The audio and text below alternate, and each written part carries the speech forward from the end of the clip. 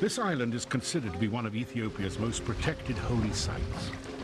Only about a mile long, this narrow island is covered with lush vegetation and surrounded by towering cliffs. Set in the middle of Lake Tana, it is completely restricted from visitors. Few were allowed to visit, and only men were welcome. Bob wondered what clues Tana Kirkos held and what he would find there.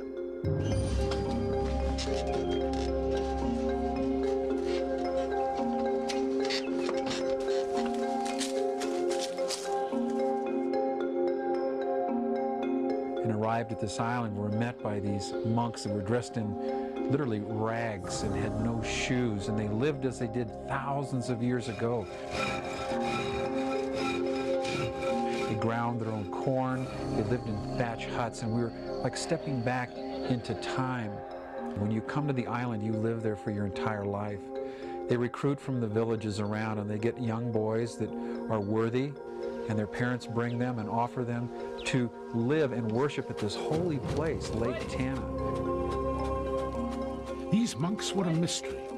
Shy and withdrawn, it was apparent they were uncomfortable with visitors. Is it possible they were once the Ark's caretakers? Did these holy men possess secrets about the Ark of the Covenant? And the monks told me a very detailed variant tradition of the Ark of the Covenant story. But they said when the Ark was brought from Jerusalem to Ethiopia, it wasn't first brought to Axum. It was first brought to their island, to the island of Tana Kirkos, and it remained a cult object there for hundreds of years. We have just arrived on Tana Kirkos Island. It is legend by the Ethiopians that the Ark of the Covenant rested here on this holy island, and that it was placed in a tent on this very rock ledge. Could the Ark have rested on this rock surface overlooking Lake Tana for 800 years, as the monks have claimed? A unique altar of rocks still remained on the site. Covered by moss, this altar was visibly weathered and ancient. Carved into these rocks, there is a curious hollowed-out bowl. As Kornuk spent time with the monks, he seemed to gain their trust. He began to hear further stories from them about the Ark.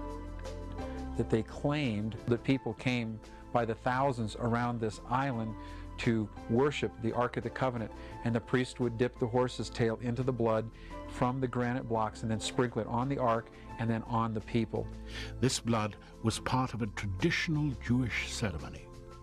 The ancient bowl would hold the blood of the sacrificial animal killed for the atonement ceremony. This sacred site had never been visited by archaeologists, and as Bob surveyed the site, his investigative instincts took over. He began to dig. That's a due south, exactly along the line. With his team, Kornuk worked to measure and document the site. Then Kornuk discovered some holes carved deep into the rock. We are told from the monks that the Ark of the Covenant rested on this very spot below my feet, and that it rested in a tent called the Tabernacle. And so we looked and we found evidence that there was actually a tent on this spot at one time. We found evidence of socket holes. You can see that they carved out of this stone the round hole that would have been the socket that holds the tent placements. And we found these in a north-south direction and an east-west direction. And we found one 13 feet this way, and we walked directly over in an east-west direction, and we found one right here 13 feet away from the other socket placement.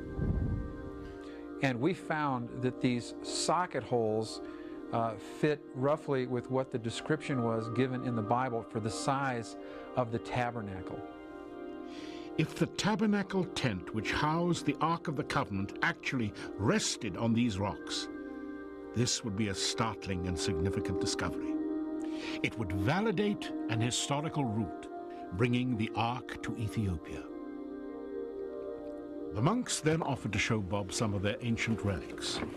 This beautiful old tapestry painting was impressive, but no one was prepared for what the monks brought out next. The monks said that they had implements with them from Solomon's temple.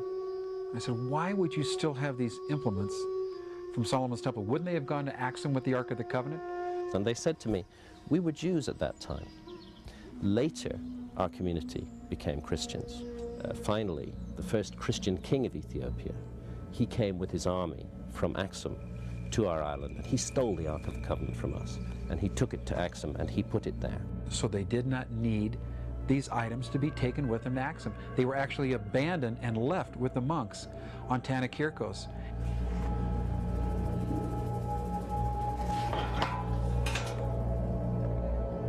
Okay, the monks have brought this bronze, very corroded bowl out. They call this a gomer. They say that they put blood in this during the blood sacrifices, and that someone would stir it to keep the blood from coagulating. It was used in the blood sacrificial services. They tell me that this bowl came from Solomon's temple. If that's true, this would be the only known implement from Solomon's temple to exist in the world today that can be verifiable.